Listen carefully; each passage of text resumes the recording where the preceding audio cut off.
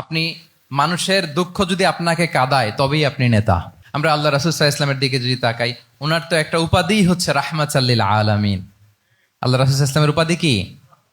ওমা আরসালনাকা ইল্লা রাহমাতাল আলামিন। We have not sent you but as mercy for all the world's.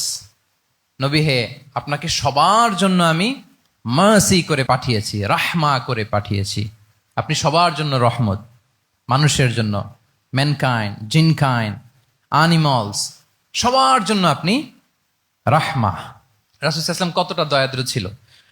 আল্লাহ তাআলা অন্য আয়াতে বলছেন, ফাবিমা রাহমাতিম মিনাল্লাহি লিনতা লাহুম ওয়ালাউ কুনতা ফাযযান গালিযাল কলবি লানফাদ্দু মিন হাওলিক। নবী হে, লিনতা লাহুম, সবার জন্য আপনি সফট হার্টেড হয়েছেন আল্লাহর অনুগ্রহে। যদি আপনি সফট হার্টেড না হয়ে আপনি যদি কঠোর হৃদয়ের অধিকারী হতেন, তাহলে এখন লোকেরা যেমনি আপনাকে ঘিরে রাখে, আপনার চারিপাশে সবাই ঘিরে রাখতো না। আল্লাহু আকবার। সাহাবারা সব সময় রাসূল সাল্লাল্লাহু আলাইহি ওয়াসাল্লামের সঙ্গ পেতে চাইতো, অ্যাকম্পানি চাইতো, ঘিরে রাখ। এমনকি অনেক সাহাবী ঘরে ভালো না লাগলে রাসূল সাল্লাল্লাহু আলাইহি ওয়াসাল্লামের কাছে চলে আসতো। এমনকি অনেক সাহাবী বলতেন যে আমার পেটে ক্ষুধা লাগলেই আমি রাসূলের কাছে যেতাম, কারণ রাসূলের চেহারা দেখলে আমার পেটের ক্ষুধা উধাও হয়ে যেত। ফাবিমা রাহমাতিম মিনাল্লাহি লিনতা লাহুম। নবী হে, আল্লাহর অনুগ্রহে আপনি কোমলভাষী হয়েছেন। কোমল হৃদয়ের হওয়া, সফট হার্টেড হওয়া, দয়াদ্র চিত্তের হওয়া, এটা অন্যতম একটা লিডারশিপ ট্রেট। এত দয়াদ্র ছিলেন, আল্লাহ তাআলা বলছেন, ফালাআল্লাকা বাখিউন নাফসাকা আলা আসারিহিম ইল্লাম ইউমিনু বিহাযাল হাদীসি আসাফা।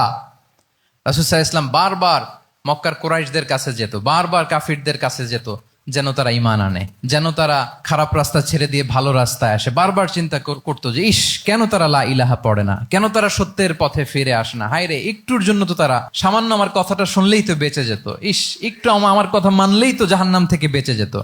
এরকম অস্থির হয়ে তাদের পেছনে ছুটতেন। আল্লাহ তাআলা বলেছেন, নবী হে, আপনি ওদের পেছনে ছুটতে ছুটতে আপনি তো নিজেকেই শেষ করে দিবেন। বাখিউন নাফসাক, আপনি তো নিজের দিকে খেয়াল করছেন না, নিজের শরীরের দিকে খেয়াল করছেন না, নিজের স্বাস্থ্যের দিকে, সময়ের দিকে। আপনি পাগল পাড়া হয়ে তাদেরকে বাঁচানোর জন্য ছুটছেন।